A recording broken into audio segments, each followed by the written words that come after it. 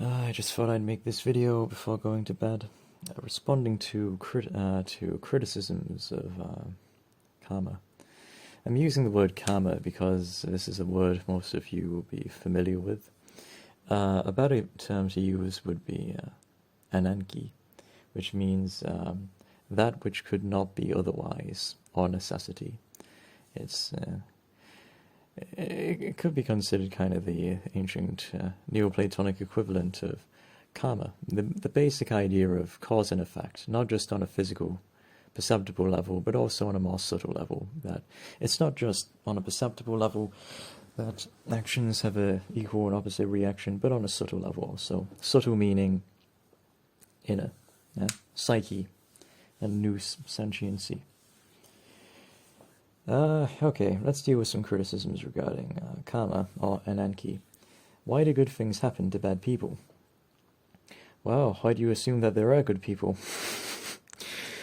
Listen, you confuse the person with the body. Please watch my video titled, "We Are Not the Body," with proof. The person is not the body. Now, when you look at a baby, your assumption that the baby is innocent, your assumption there is instantly because you are judging the person by the body. But the person is not the body. The person is not the body. The person is the psyche, or the nous sentiency, which is operating through the body. Granted, in that case, the body isn't suitable enough for it to operate through yet. It's the equivalent of having a virtual reality headset. And the virtual reality headset is only slightly developed. And as a result of that, the operator who is wearing the VR headset, he's not able to experience the VR world properly through it yet. But as it develops, it's an analogy, as it develops and as it evolves, the operator will be able to experience the VR world through the VR headset more efficiently. And likewise, if the VR headset gets damaged or it degenerates or it deteriorates, he won't be able to operate through it as well anymore. But the basic idea is that the one who is operating through the VR headset is not the VR headset. Likewise, the person is what? It's his likes, his dislikes, his feelings of happiness and sadness. Does the baby body experience any of that? Well, let's take the example of its skeleton, yeah? Does the baby skeleton, does that experience feelings of happiness and pain? Does the baby skeleton have the quality of sentiency? Does the baby skeleton have likes and dislikes? No, of course not. If the baby died, its body would rot and decay. All that would remain over would be the skeleton. It doesn't experience any of that. Okay, take the analogy further. What about its fat? What about its blood? What about its skin cells? Do they experience happiness and sadness? When the baby's fully grown and developed, like our bodies, and you ask it to point towards its experience of happiness or sadness, will it point towards its finger? Will it point towards its toe? Will it point towards its hair? That doesn't make any sense. The body, the hair, the toe, the skeleton, it doesn't experience emotions. It's not sentient. Please look up my video, watch my video, I'm tired, on We Are Not the Body with Proof. Please watch that. And then once that's established, we realize, wow, okay, so the baby body, it's just innate matter. It's all on autopilot. Literally, the baby, it's entirely on autopilot. It's literally like when you're sleepwalking, when you fall asleep, and some people, they sleepwalk.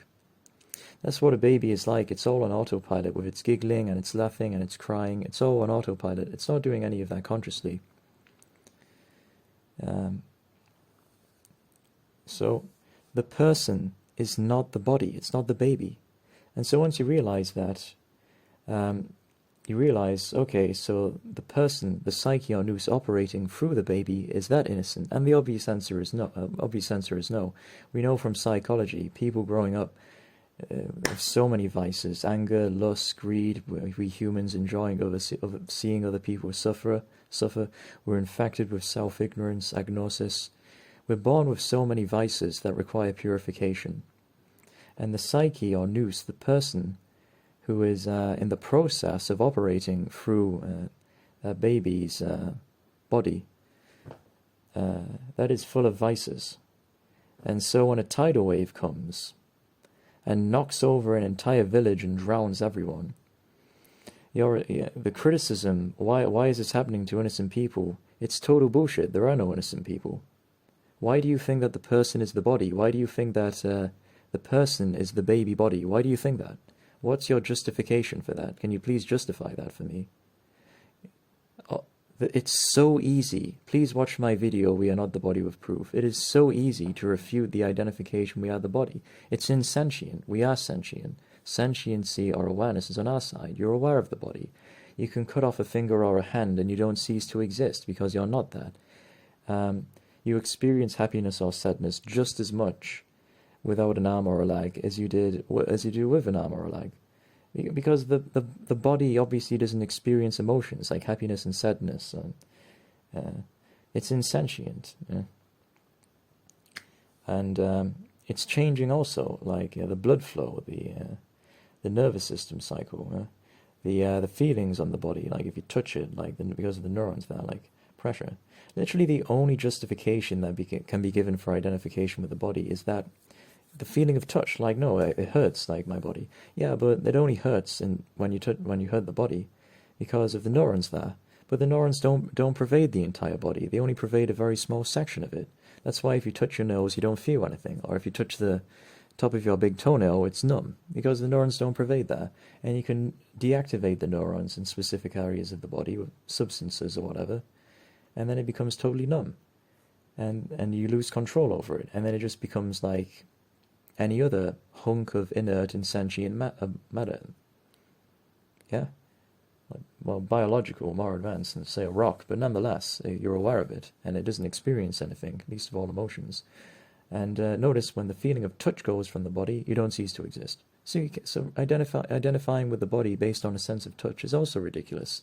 It's not like you cease to exist when you're no longer experiencing the sensation of touch. If you were synonymous with the body, then when the feeling of touch disappears, you should also disappear. You do not disappear. Try it right now. You're not experiencing the sensation of touch. Do you exist? Of course you do. So that can't be you then, otherwise you'd cease to exist when the sensation of touch disappeared. Same thing with all the other sensations, like softness and pressure and so on. So then why do you identify the person with the body in the case of the baby? Why do you do that?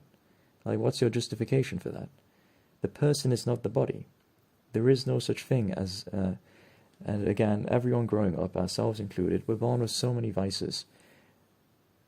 And asking, why do evil things happen in this world, like tidal waves and hurricanes? Well, that's like asking, why do prisoners get the shit kicked out of them in prison?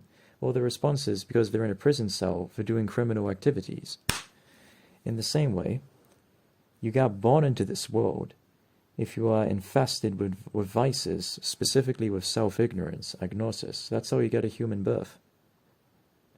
And then, yeah, we suffer as a result of that. Just as a prisoner gets sent to a prison, and then he suffers in the prison, and that's to be expected. In the same way, we got born in this world due to being infested with vices and infested with agnosis that require purification later on through conscious effort. And we suffer here. We got exploited, we got beaten, we got bullied, we got ruled by tyrants, we got killed by natural disasters, we got killed by wars, because this is like a macrocosmic prison cell. What are the other criticisms of Anankē or karma? What are the other ones? There are no other ones. So all the criticisms, the problem of evil cannot apply to with this concept of Anankē or karma. It's only a problem if you think that our sentiency and psyche, just like in the Abrahamic distortion, it just came out of non-existence. Like, okay, so apparently non-existence is a substance and things can be brought out of it. Yeah, Yahweh, the Abrahamic God, brought the psyche out of non-existence, whatever that even means, and then he randomly decided to implant it in a human body. Why? Don't question. We don't know. God works in mysterious ways. And natural disasters and stuff, I don't know. God works in mysterious ways. The problem of evil only applies to Abrahamism. With Anankē, or karma, and subsequent, we've got metempsychosis is synonymous with that, right? Then there is no problem of evil, because we're here as a result of our own actions. In the same way, It's like a prisoner in a prison cell asking, why do we suffer so much in this prison cell? And, I mean, as a wise person in the prison would just respond to him, well, because you're in a prison, and because you're a prisoner. There is no problem of evil. In the same way, why do we suffer in this world? Because we're infested with vices at the time of our birth, and before. Specifically self-ignorance, and these require purification. And these are the kind of... just as a man commits crimes and gets sent to a prison, these are the sorts of crimes that got us born into this world. And it's perfectly natural to expect there to be suffering here, just as it's perfectly natural to expect why there is suffering in a prison.